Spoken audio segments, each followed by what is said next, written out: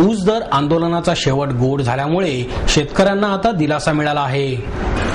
गेले 3 दिवस चाललेल्या ऊस दराच्या पहिल्या उचली संदर्भात राज्याचे सहकार मंत्री हर्षवर्धन पाटील आणि शेतकरी संघटनांचे प्रतिनिधी यांच्यात झालेल्या चर्चेत सातारा, सांगली, कोल्हापूर जिल्ह्यासाठी टनाला रुपये 2050, पुणे, नगर, सोलापूर जिल्ह्यासाठी रुपये 1850 आणि खान्देश, मराठवाडा, विदर्भसाठी 1800 रुपये असा दर ठरवण्यात आला। त्यामुळे गेले 3 दिवस सुरू असलेले रास्ता रोको आंदोलन मागे घेण्यात आले। विद्यमान परिस्थितीत हा निर्णय स्वीकारण्यात आल्याचे शेतकरी संघटना आणि स्वाभिमान संघटना यांनी मान्य केले।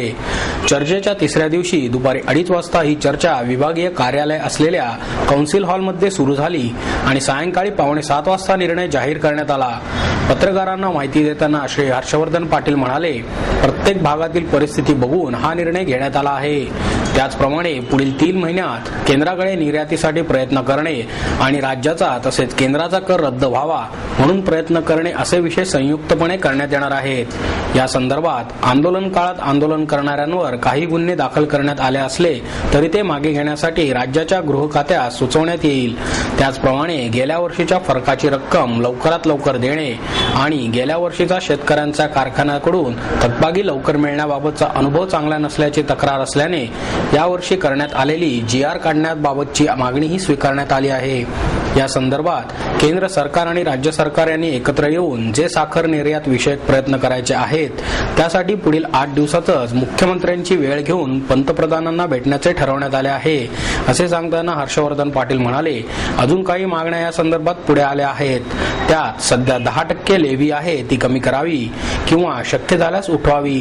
त्याचप्रमाणे इथेनॉलचा दर सध्या 27 लिटर आहे तो 35 रुपये करावा आणि डिझेल पेट्रोलमध्ये सध्याच्या 5% ऐवजी 10% मिसळण्याची परवानगी जाहीर करावी असे सुचवण्यात आले आहे।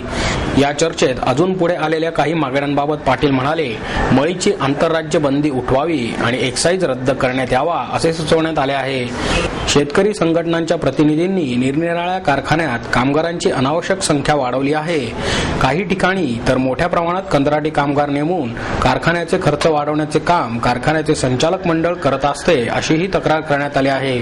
त्याचप्रमाणे अनेक कारखान्यांनी गेल्या वर्षीचीही वार्षिक सर्वसाधारण सभा घेतली नसल्याने याकडे साखर आयुक्तांनी लक्ष द्यावे असेही पाटील यांनी आदेश दिले। यावर प्रतिक्रिया व्यक्त करताना शेतकरी संघटनेच्या एका गटाचे प्रमुख रघुनाथ दादा पाटील म्हणाले, विद्यमान परिस्थितीत आम्ही हे स्वीकारत आहोत, पण मराठवाडा आणि विदर्भ यांच्यावर झालेल्या अन्यायाबाबत योग्य वेळी लढा सुरू करणार आहोत। हा 2050 रुपये हा द्यायचा निर्णय आजच्या बैठकीमध्ये या ठिकाणी घेण्यात आलेला आहे।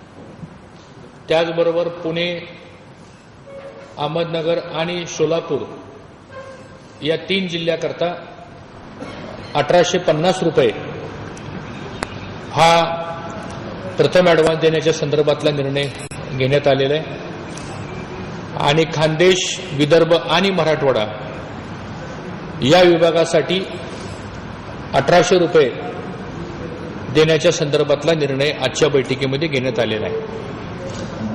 त्याचबरोबर हा ॲडव्हान्स आहे, हा काही अंतिम भाव नाही। एकंदरीत साखरेचे बाजार आणि ह्या सगळ्या बाकीच्या परिस्थितीचा अंदाज घेतल्यानंतर त्या कारखान्याच्या स्तरावर त्या संदर्भातले पुढचे निर्णय त्या कारखान्याची आर्थिक परिस्थिती पाहून पुढचे निर्णय घेण्याच्या संदर्भामधली योग्य त्यावेळी निर्णय घेण्यात येईल।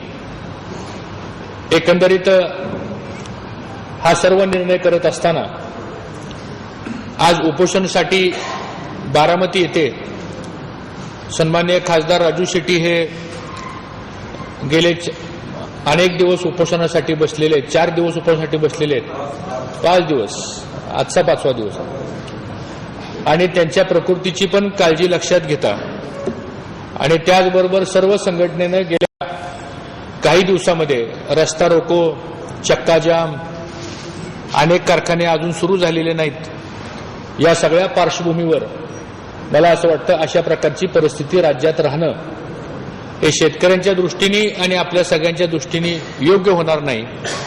म्हणून हा एक समन्वयाचा मार्ग किंवा मध्यस्थीचा मार्ग आपण ह्या माध्यमातून आपण काढलेला आहे।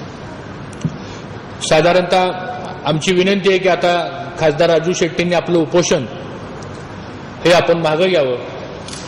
सर्व संघटनेने जे आंदोलन पुकारलेलं आहे ते आंदोलन सुद्धा सर्व संघटनेनं मागं घ्यावं. आणि मला विश्वास आहे की या सरकारच्या आव्हानाला सर्व संघटना आणि खासदार राजू शेट्टी मान देतील आणि त्यांनी तो द्यावा, अशा प्रकारची विनंती मी ह्या पत्रकार परिषदेच्या माध्यमातून या निमित्तानं व्यक्त करतो. मला विश्वास आहे की शेवटी आपण सर्वजण शेतकऱ्यांसाठी झगडणारे आहोत. शेतकऱ्यांच्या प्रश्नासाठी आपण या सर्व मागण्या आपण करत असतो. त्यामुळं आता इथून पुढं हा गळीत हंगाम सुरळीतपणे चालावा, कुठल्याही प्रकारचं अडथळा गळीत हंगामामध्ये येऊ नये, याची पण खबरदारी आपण सर्वांनी घेणं आवश्यक आहे. कदाचित आपण कुणी काही करणार नाही, परंतु इतर जर समजा ह्या बाबतीमध्ये जर असं काही प्रयत्न करत असतील तर तोही आपण सर्वांनी समजुतीनं आणि थोडंसं विचारानं, मला असं वाटतं हे अशा प्रकारच्या काही घटना घडू नये याची खबरदारी आपण सर्वांनी घेणं मला असं वाटतं आवश्यक आहे. दुसरा विषय जो हा झाला ऊस दराच्या संदर्भामधला. या दरम्यानच्या काळामध्ये ज्या काही पोलीस केसेस झाल्या असतील तर त्या बाबतीमध्ये जरूर आम्ही गृह विभागाला अशा पद्धतीनं म्हणजे या संदर्भामध्ये आम्ही विनंती करू.